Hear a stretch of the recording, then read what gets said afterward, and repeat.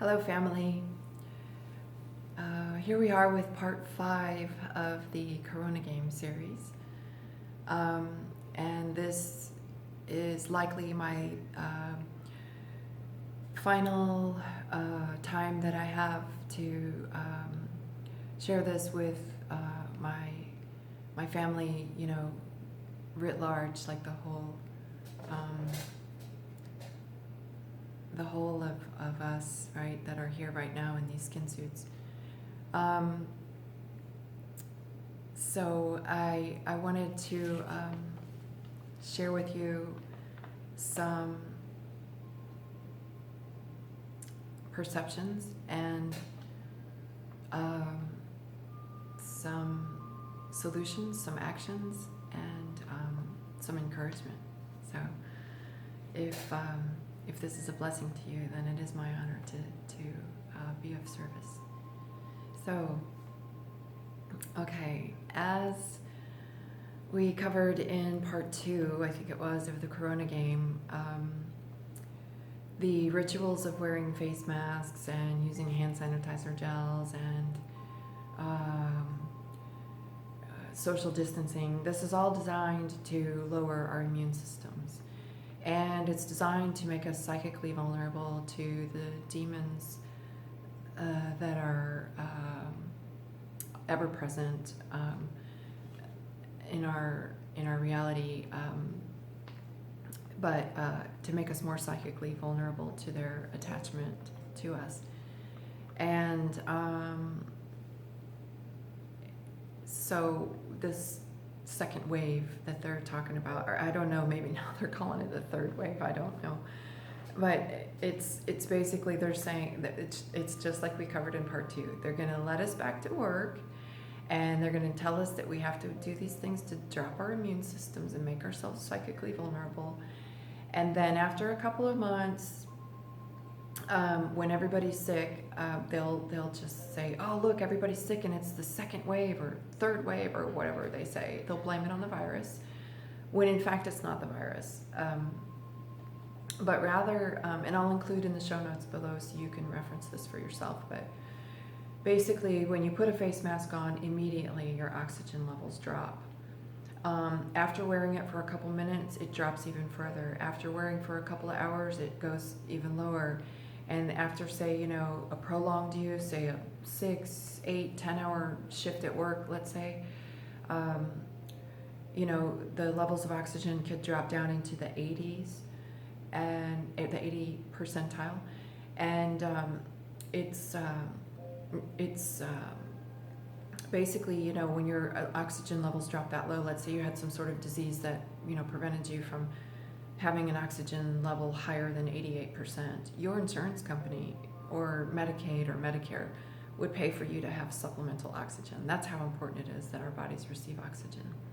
And so basically we're creating a very deleterious situation for ourselves when we deprive ourselves of oxygen.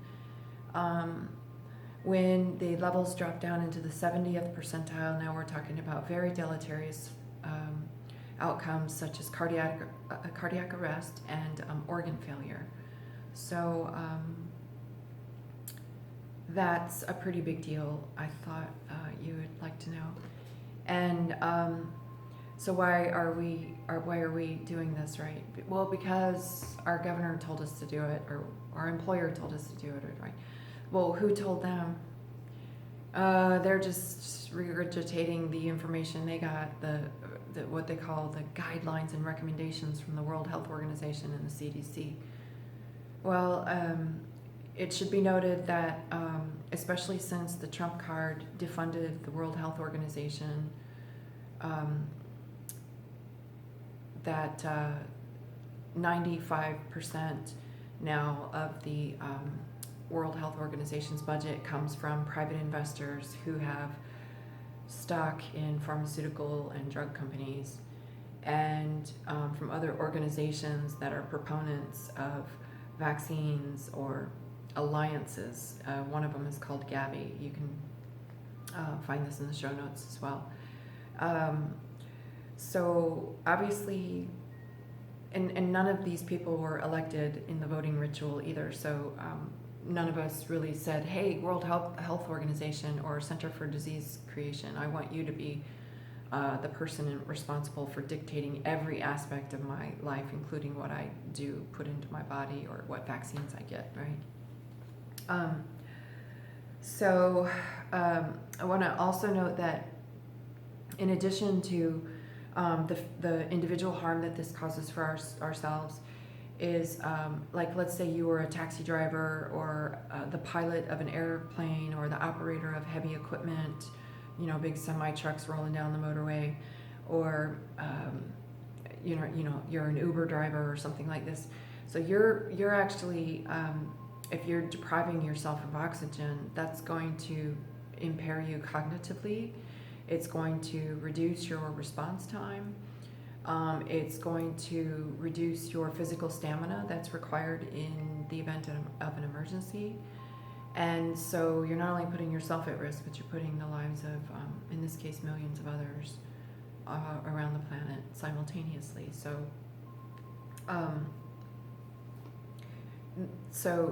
why do I say this? Because in the United States right now, as far as I can see, there are at least 13 states whose governors have made wearing of face masks mandatory. Let me be very clear, no one on this planet has the right to make a law or an order or any other form of suggestion or recommendation that we are mandated to follow, especially if that order or that law or whatever is for us to inflict harm upon ourselves. The moral liability for the inevitable mass casualties is very much in effect in this case. Although most business owners, corporations, governors, mayors, politicians writ large, they don't typically understand the universal law of moral responsibility for the things that you do, but they do understand dollars and cents, and so they do understand their liability in a court of law. And as such, I want to make the recommendation, if it resonates with you, to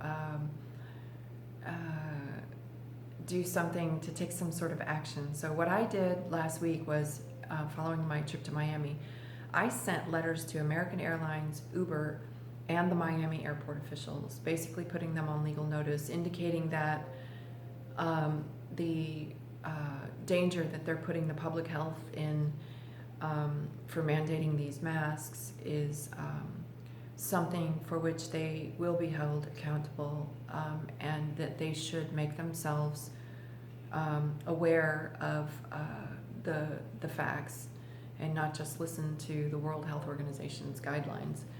And I provided them with some resources for them to do some research. And of course, as always, I suggest everybody do your own research. Don't ever take anything anyone says for granted. Don't ever,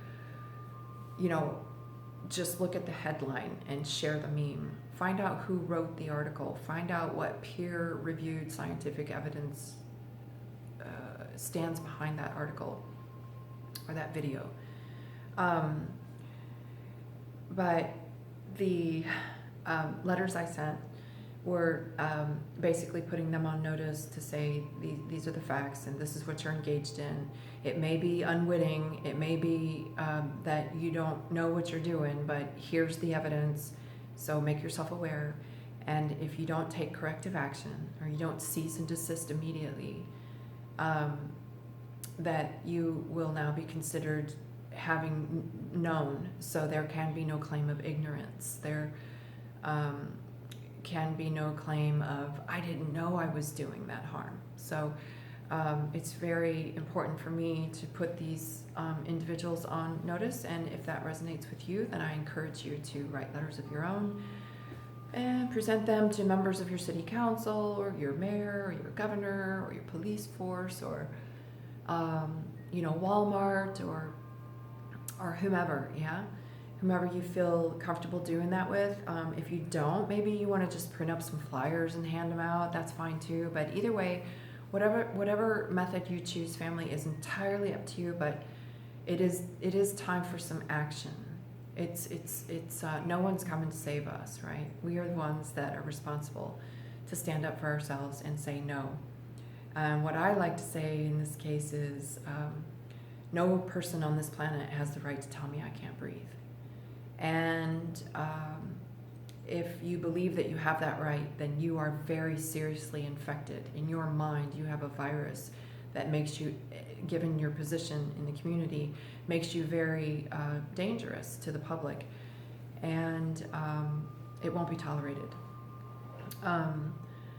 So if that resonates with you, then I will include somehow, some way in the show notes or the comments, some links to see the letters that I posted and to maybe use them to fashion your own letters.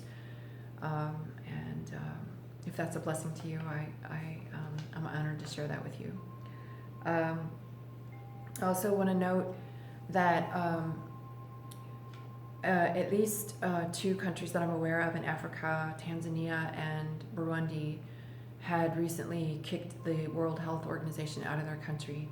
And within a month of having done that, the president in Burundi ended up dead. A healthy man of age 55 just had a heart attack, and there's a lot of suspicion around that.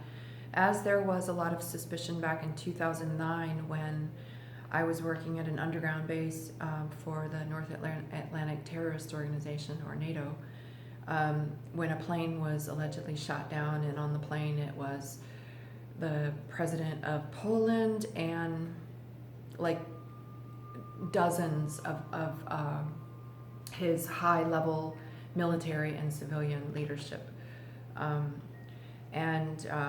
It was that took place shortly after the president of Poland refused to take the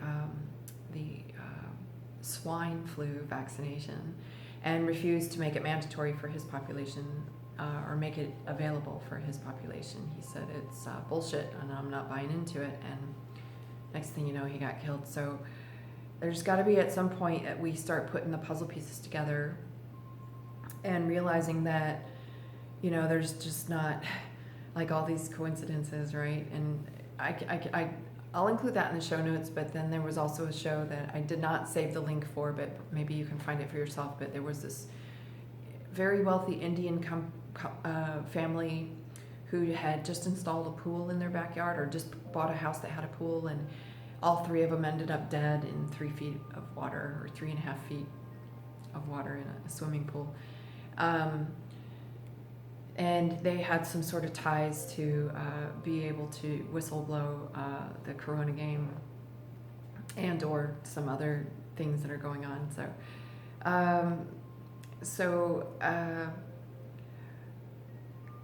I want to also note that Italy, it is rumored that Italy's parliament has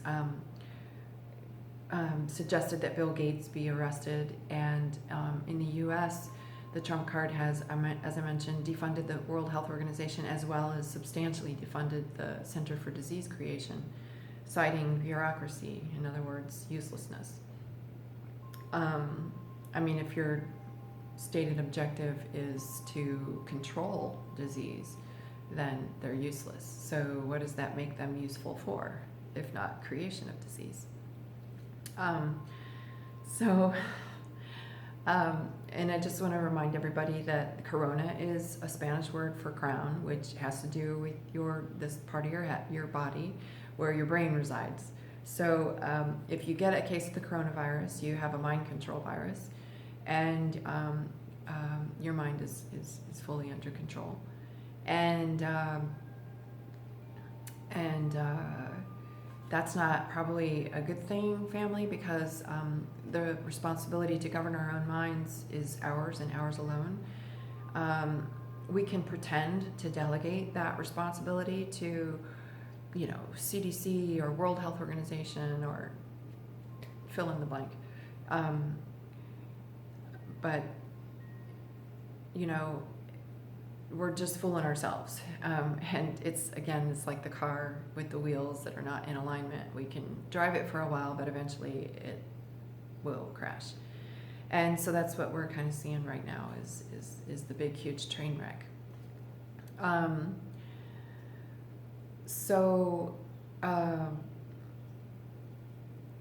The last thing I want to mention is this is why I say this would be my last address to the family writ large as it is now.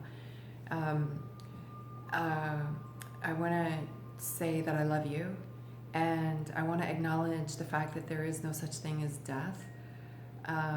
It is but an illusion, as is the life, and that should you choose to continue to participate in these rituals to make yourselves psychically vulnerable to entity attachments, and as you facilitate the destruction of your immune system, that will probably within, I would say, the next 6 to 12 months end up in as much as 90% of the world's population being no longer, with us on this plane. And that's fine, because not everybody agreed to stick around for the long haul. Not everyone agreed to see this apocalypse, this part of the apocalypse through, and that's completely okay. No judgment. I can't judge anybody, and nor do I wish to influence anybody's free will choice to do whatever it is they feel they should do. I just wish you blessings along the way, and as you enter your cosmic midnight hour, I want to remind you that it can be a time of deception, illusion, just like it's no different than the life, right? And that I want to wish for you that you enter your cosmic midnight hour with your heart as light as a feather, and without any blame, shame, guilt, without any heavy emotions or energy in motion, and that you, wherever you choose to incarnate next, that you can therefore make the best decisions about what that is and where that is, and that if it's back here to this planet to carry on, and that's fine too. Most welcome, family. In the meanwhile, while you're in your cosmic midnight hour and you're having what they call a life review, and elevating your consciousness, and having your heart become as light as a feather, that I welcome you as guides and guardian angels for the benefit of humanity, for the benefit of those who have decided to stick around and see this apocalypse through, that we may be guided and protected along the way. So the last thing I want to leave you with, family, is the water. So the water cleanses and cleans, and I see a lot of water on the horizon, be that,